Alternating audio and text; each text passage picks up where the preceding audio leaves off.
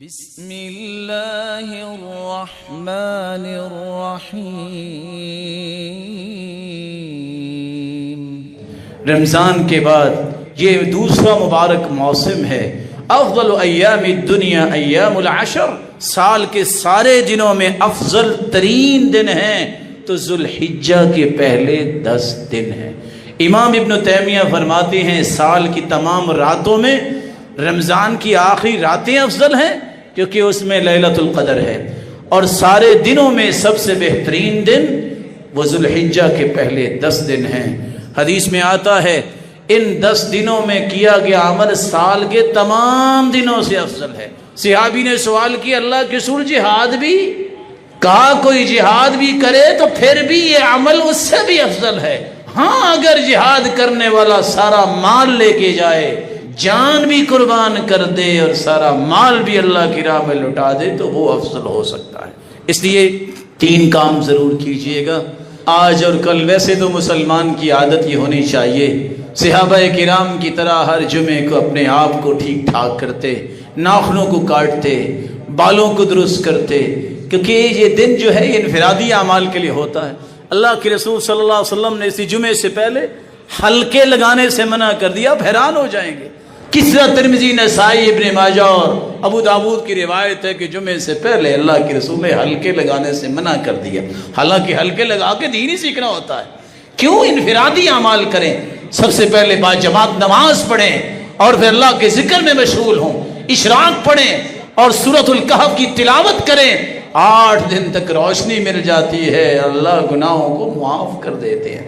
غسل کریں، مسواک کریں، خوشبو لگائیں، وقت پہ جمعہ پڑھنے آئیں۔ ان سارے اعمال کے لیے اللہ کے رسول صلی اللہ علیہ وسلم نے ترغیب دلائی ہے۔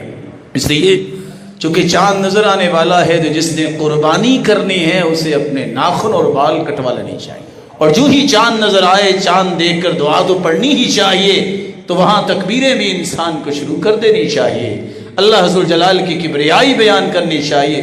کتنا ہی اچھا ہو یہ 9 دن کے روزے رکھے جائیں، جیسا کہ اللہ کے رسول کان یصوم 9 ذی الحجہ، اور اگر 9 دن کی ہمت طاقت نہیں ہے تو 9 تاریخ کا روزہ رکھیے گا، جس سے اللہ کے رسول صلی اللہ علیہ وسلم نے فرمایا 2 سال کے گناہوں کو اللہ معاف کر دیتے ہیں۔ اللہ ذو الجلال ہمیں ان باتوں کا خیال کرنے کی توفیق دے۔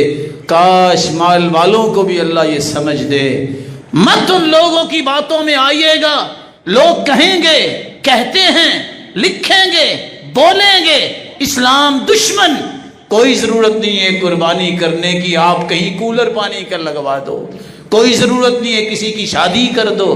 صحابہ کرام کو اس کا حکم نہیں دیا گیا، شادیاں بھی کرو، کولر بھی لگواؤ، لیکن قربانی کے بارے میں حکم یہ ہے من كانت له سعة فلن يضحي ولا يقربن مصلانا، جس کے پاس طاقت ہے قربانی نہیں کرتا وہ عید پڑھنے بھی نہ آئے۔ اللہ کے رسول نے فرمایا ہے ہر گھر پہ قربانی ہے جس کے پاس طاقت ہے۔ گھر میں کوئی 10 افراد بھی ہیں تو 1 قربانی کر سکتے ہیں، سب کی طرف سے طاقت ہے تو آپ 100 بھی کر سکتے ہیں۔ اللہ کے رسول نے 100 اونٹ قربان کیے۔ اور عید کے دن مسکینوں کو محروم نہ کیجیے گا۔ فلاں مدرسے اور فلاں ہاسپٹل اور فلاں کی فلیکس لگی ہوئی ہے، مسکینوں کا حق ہے۔ صحیح مسلم کی روایت، مسکینوں تک پہنچائیے گا، یہ کھا لیں، ان کو محروم نہ کیجیے گا۔ دین کا کام دین کی حقانیت سے کیجیے، مت عصبیت کا شکار ہوئیے، صرف اللہ کے رسول کے دین کو آگے لے کے جائیے، مسکینوں کا خیال کیجیے گا۔